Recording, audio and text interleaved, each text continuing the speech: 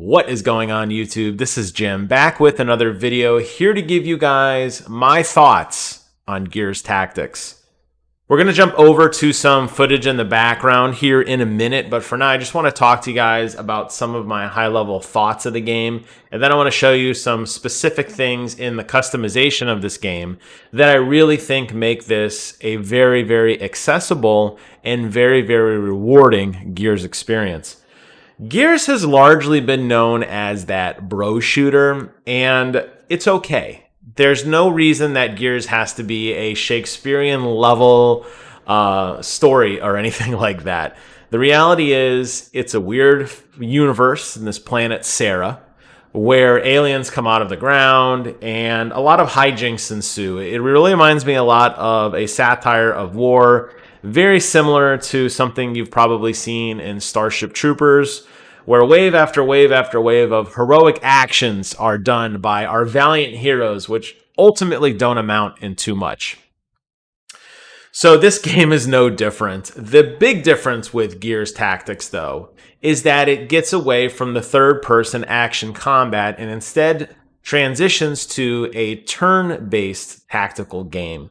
Something you've seen most likely in XCOM, where you get to go, the enemy gets to go, you get to go, etc. It is not a real-time game, so you can take as long as you want to think about it. You can look at the percentages of your shots and really kind of determine if your move is the best. And then once you initiate your move, you can begin to move your characters around, and then it's the enemy's turn and you sit and wait. I like this kind of gameplay, and I think it works really well in Gears because if you've played any of the previous Gears games, you know that on the extremely difficult settings that you have to play that way, and you have to use cover and flanking to your advantage, and you have to kind of time when you want to take a shot because your characters are incredibly weak. The reality is, in this game, your characters aren't that weak. However, you can't play this game like a traditional Gears game. If you run headfirst into every battle you see with your chainsaw bayonet or your retro lancer ready to roll, you're going to get wrecked almost instantly. And this is because the game wants you to be tactical. It's in the name. I think that might turn a lot of people off, but I'll say that it's done in a way that's creative. And if you are familiar with previous Gears games, then you definitely will immediately understand some of the moves, and you will understand some of the overall philosophy behind the game. And I think that entry point of people who aren't familiar with tactics games is going to be largely taken away because you know what a chainsaw bayonet can do. You know how a retro lancer works. You don't need tactics or action third-person shooter to help you understand some of the weapons and the enemies in this game. Now, what I really like about this game is that it takes place in a time which, the infamous Emergence Day and all that sort of stuff, but it follows an unlikely group of heroes, not your standard, Delta Squad led by Marcus Phoenix, but these are just kind of normal guys that are put in an extraordinary situation. Yes, it's going to feature Gabe Diaz a lot. That is Kate's dad. That has a lot to do with the story that I've uncovered in just my short time playing. However, it's not going to be all familiar faces. There will be some, but this is largely a different story for a different time, and I appreciate that. And the truth is, I have always felt that Gears has done a really bad job of expanding their universe outside of those core third-person shooting games. Yes, there is a rich story and comic book extended universe, very similar to what Kiki Wolfkill does with Halo, where they call it their transmedia, where they have stories outside of the core game experience. But let's face it, most of us are gamers, and we want to play games. So we want to be told stories through games. And it's nice that they're taking a different story, and they're putting it in a shooter that is not really a shooter, but it's allowing you to play it and not read it or not look at it. You're actually engaged, and therefore you're a lot more involved. And I like that. I hope that Gears as a whole really does continue to kind of expand on their philosophy and expand on their different types of gameplay. I'm not expecting like a Gears racer or anything, but my point is we've seen them transition now into mobile games and now into a tactical genre. And you know what? It works. I really do like this game. One of the cool things about this game is that you are given hero classes to play with.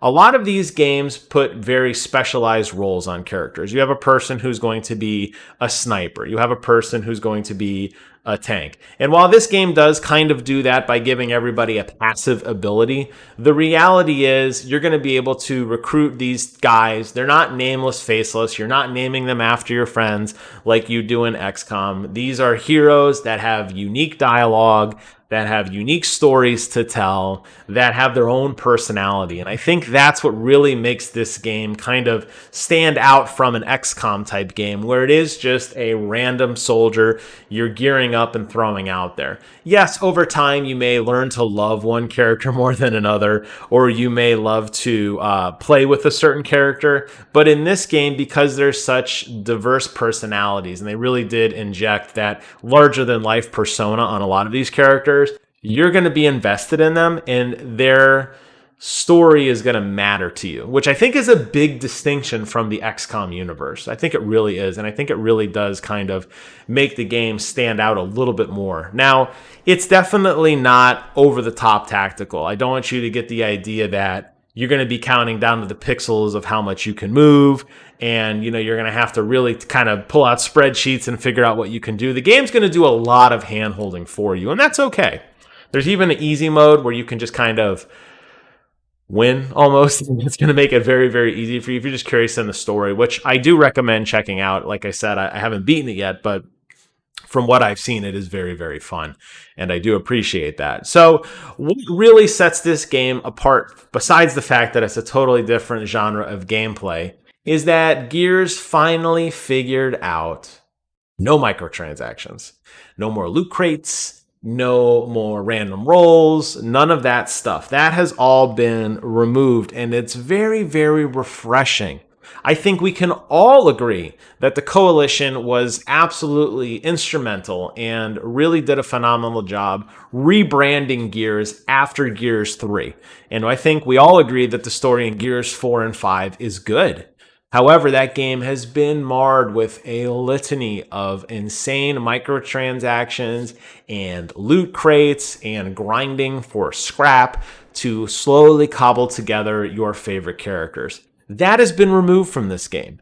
This game rewards you by you playing it, and it rewards you by exploring the map to find crates that give you various attachments and allow you to customize your characters and your weapons in a much more user-friendly way. So let's go ahead and jump over into the gameplay here, and I'm just going to show you what I'm talking about. Here you could see my roster of troops. Right now, I'm just looking at Gabe Diaz, level 2 support. I also have Sid Redburn here as well. He's what they call a vanguard. But what you can do is you can click on each of these guys. They have their own independent skill tree that you can unlock as you start to work through. You can assign points to customize your character in any way you see fit, which is really, really cool.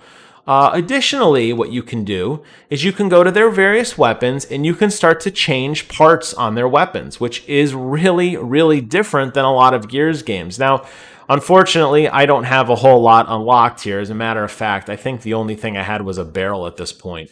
However, you can see that not only does it change the actual cosmetic, look over here, not only does it change the actual cosmetic of the weapon, but it also actually changes the statistics. So if you would prefer to have something with base stats, you can. If you want to give something that gives you more damage or gives you a bonus passive ability, you can.